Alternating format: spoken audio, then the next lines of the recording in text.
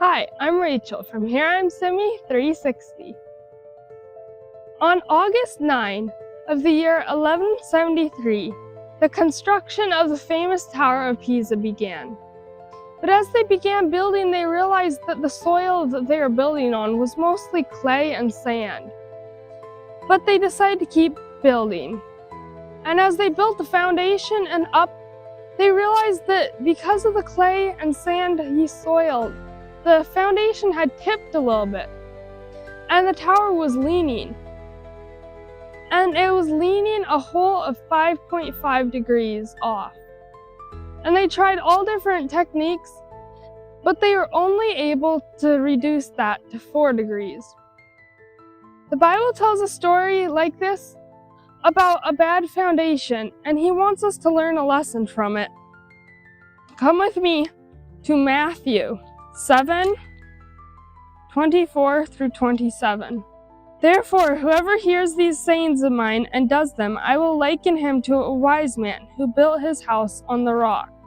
And the rains descended, the floods came, and the winds blew and beat on that house. And it did not fall, for it was founded on the rock. But everyone who hears these sayings of mine and does not do them will be like a foolish man who built his house on the sand. And the rains descended, and the floods came, and the winds blew and beat on that house. And it fell, and great was its fall. In Psalms 18 verse 2, it says that the Lord is our rock. And so in this story, God is telling us that the best place to have our foundation is Jesus. We should have our foundation on the Lord. Look at 1 Corinthians 3 verse 11 with me. For no other foundation can anyone lay than that which is laid, which is Jesus Christ.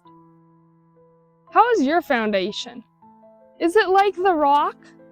Or is it more like the sand and clay soil? God tells us that the best foundation is built on the Lord, and that's where we should build our lives off of.